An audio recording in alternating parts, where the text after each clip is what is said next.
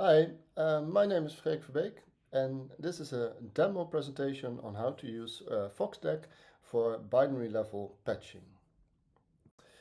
Okay, so let's say that you have the binary of wget, which is just a normal call-utils program used for downloading files from the internet, right? Now let's say that you want to apply a patch to this. So for example, here I'm going to do a very simple patch. wget has this command line option where it will only support HTTPS and not the unsafe HTTP protocol. And we want to make wget such that this option is enabled by default. But instead of modifying the source code, we're going to do this at the binary level.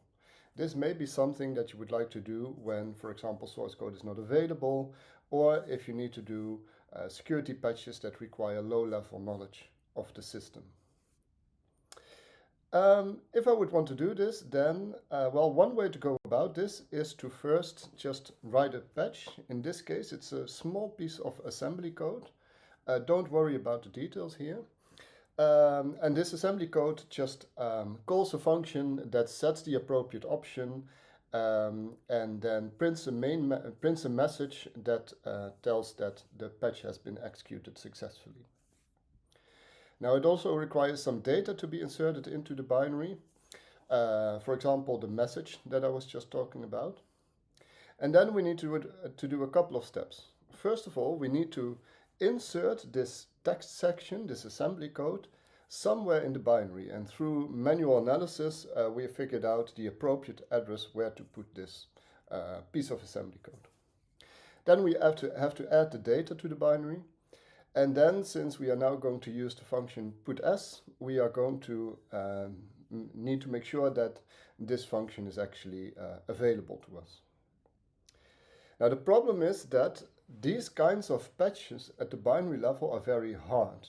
It's not just possible to just insert text or data into a binary or to add a new function to it.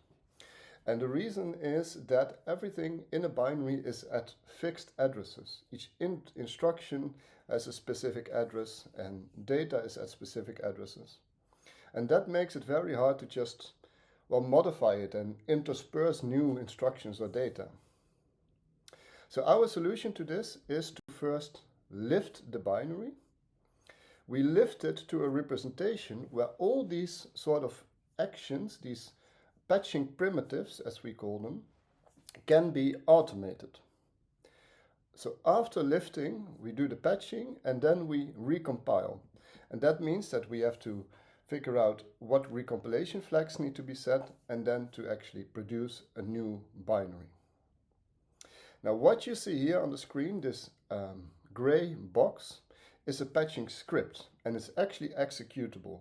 So with the patching script that is shown on this slide, you can execute it on the binary wget, and what it gives you is a new binary that, if you run it, will produce a patch message, here underlined in red, that says the option HTTPS is set to true, and then it will no longer support unsafe HTTP connections. Now this example was still a bit low level in the sense that, we needed to actually write assembly code ourselves. We needed to figure out where to exactly insert this assembly code into the binary, and that required some manual analysis. So let me do another example of a patch which is more high level. Let's say that I want to replace the implementation used by wget to do networking, so the TLS SSL implementation. What I need to do is to execute a script, a patching script, but before that I'm just going to write the patch in C code.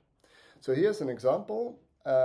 This C code provides a stub implementation of all the functions needed to do SSL connections. So instead of actually, it's just a stub, so instead of actually connecting to some server, we are just going to transmit some source data, the string "this is the source data", and then, for example, we have to have new versions of things like read and write and pull and peek and so on. And the read function will just take a look at the source data, where am I at the current position, and return data in packets of 4 bytes, data from the source string.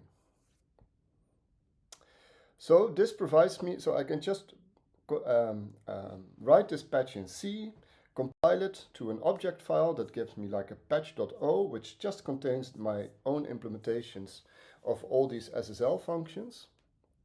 And then this is the script that I would need to execute to actually make the patch happen. So we start by lifting the binary. Then we have to remove a set of functions. Most of these are not even necessarily need to be removed. It's just that they are no longer necessary. And then I'm going to replace 3 functions with my patched version, which I've just written in C. For example, the initialization function SSLinit is replaced by the patched SSLinit. Then I'm going to instruct my in my patching script that all the functions in my object file patch.o need to be inserted into the binary. And then I'm going to recompile. And this is, so the source code that I've just shown you plus this script is sufficient to replace the entire implementation of TSL or SSL in wget. So indeed, if we now run the patched binary, what we get is, well, we first see that still the HTTPS only option is still enabled by default. And then we see that actually it used these new functions, these functions that were in my, that I've written myself in C. And that if I now, so I've run wget on some URL, instead of actually connecting to that file, it just uses these stub functions. And that means that the file produced actually now contains the string, this is the source data, meaning that the patch has been successfully applied. Now, of course, instead of just doing a stub implementation, we've also done more interesting things. So the exact same approach applies to replacing the SSL implementation in wget with a quantum safe version, so liboqs. Now a bit more on how we actually lift and then recompile. So for the lifting, we use FoxDec, which lifts it to NASM. And this NASM is recompilable with standard off-the-shelf tools such as NASM and GCC. And that produces a new binary. So we have the original binary and we have the recompiled binary. So here I'm going to show what it looks like if you run FoxDec. It produces a lot of output. It does a pointer analysis. It does disassembly. It tries to resolve indirections. But all of this output is just because I run it in verbose mode. In the end, the net effect of what it produces simply is an assembly file that is recompilable. So I'm going to let it run for a couple of more seconds, and then you can see that it generated a couple of things, for example, also a call graph. Now I wanted to show you this call graph. It's actually not a standard call graph, it's actually a call graph annotated with information used during the analysis. For example, you can see that it has done a certain pointer analysis. Here is a function starting at address 1504, where the initial state of this function, so this function is always called with pointers in RSI, in registers RSI, REX, and RDI. The pointers in REX and RDI are actually aliasing, and that pointer stored in those two registers is always separate, pointing to a separate region of memory from the pointer stored in RSI. So basically, this call graph gives you the result of a context-sensitive pointer analysis, and all of that was needed during the symbolization of the original binary. Now, what's crucial is that before you do the patch, the binary that the NASM that was produced is actually correct, that it's a semantically correct representation of the original binary. And what we actually do is we prove that the original binary and the recompiled binary before starting to apply a patch are semantically equivalent. And this can be done in two ways. First of all, we can just do testing. So here I'm just going to run the entire chain. I'm going to run FoxDec on gzip. I'm going to compile the output of FoxDec using NASM, and then I'm going to compile it with GCC. And now I'm running it, and I can see that the behavior is actually the same as the original binary. As a matter of fact, I've used the recompiled version to just zip a temp file into a temp.gz file. So what I'm trying to say here is that since you can recompile the NASM, you can actually, using test cases, see whether the NASM is correct.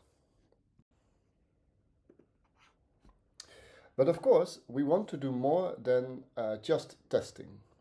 So we've also made sure to be able to formally verify that the original binary and the recompiled binary are semantically equivalent. So the way this works is that during lifting, an artifact is generated. And this artifact can be loaded into the Isabelle-Hall theorem prover. The Isabelle-Hall theorem prover then, well, it loads this artifact and starts proving thousands of theorems that, if all of them hold, together prove that the two binaries are indeed semantically equivalent. What you can see here is that lots of these boxes become just white. That means that they are proven. Some of them actually still have a red box around them, and that means that something there went wrong. Indeed, I've now run the Isabelle-Hall on an artifact generated by an early version where there was still a bug, which of course now has been patched. So what you can see is that if all these boxes become white, then we have a formal proof of semantical equivalence between the original binary and the recompiled binary. If you want to read more about this topic, then here are two papers that we've published on FoxDec. More importantly, the entire toolchain is available open source at the GitHub page shown here on this slide. And please, if you have any questions whatsoever on this topic, do not hesitate to contact me at my email address freek@vt.edu. Thank you very much.